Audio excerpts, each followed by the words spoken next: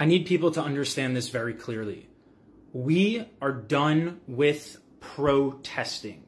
What a protest does is it is a mechanism where a lot of individuals come to the street for a certain amount of time. They voice their grievances to the establishment with the hope that the establishment or the government that they live under takes action and listens to their demands. We first tried with protests, which is really important when a government listens. Unfortunately, the governments that we live under are not listening to our demands.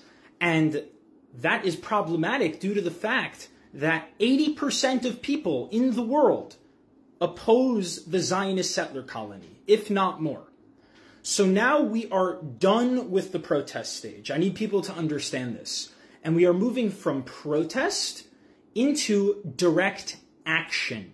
Direct action campaigns are not about outsourcing our power and asking the governments that represent us to act on our behalf.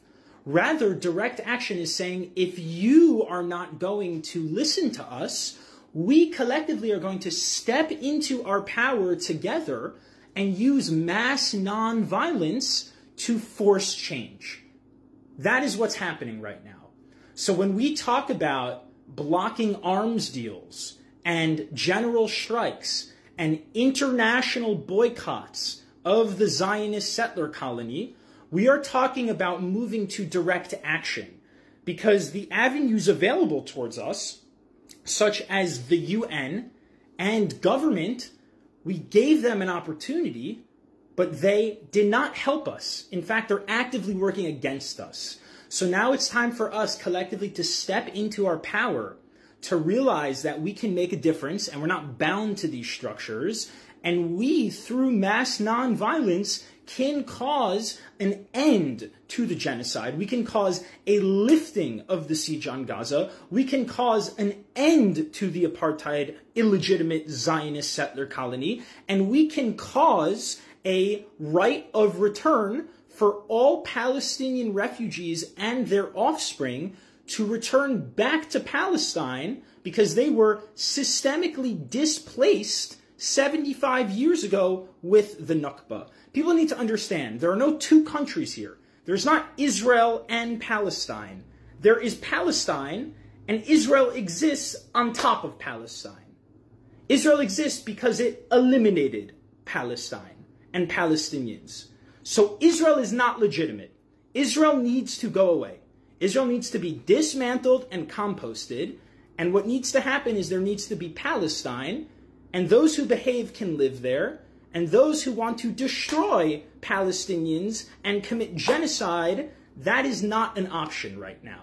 So I just need people to understand, we need an immediate ceasefire, of course, but it is not enough for an immediate ceasefire. An immediate ceasefire is the first essential and crucial step towards ending the Zionist settler colony and for working and amplifying the demands of Palestinians who have been saying that the illegal blockade of Gaza needs to end, the occupation needs to end, the state of Israel needs to end, because again, Israel exists on top of Palestine. The right of the refugees to return to the homes that they were eliminated from needs to be upheld.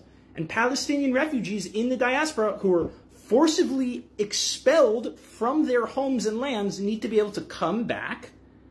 And we need to do everything in our power to end this settler colonial state. Settler colonialism means that there is an invasive population that exists on top of another civilization, and that invasive population eliminated the original population, destroyed them, and created something on top of it. There are no two states here. Israel is Palestine. It exists on top of Palestine. So we need to mobilize, and we are moving towards direct action.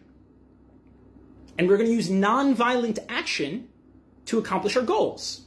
Just like mass nonviolent action was effective in ending apartheid South Africa. Now, apartheid South Africa formally ended. However, there is still very well documented economic apartheid and inequality in South Africa.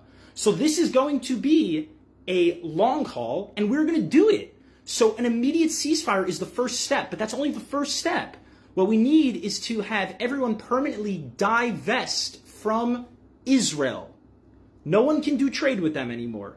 We need to pressure them because they're committing genocide. That's how apartheid South Africa crumbled.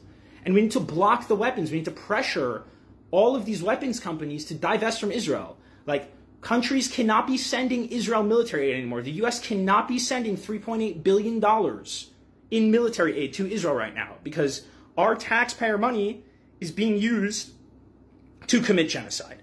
That is not an option. So this is going to be a multi-runged ladder, and it's going to work because Israel is not some exceptional state that the world has never seen. It is very similar to any other settler colony, just like South Africa. And South African apartheid crumbled through international boycotts, an international divestment, and international arms embargo. So that's it. It's not complicated. We got this. I know we're going to win. And I'm excited for us to show out and reclaim our power because we're powerful.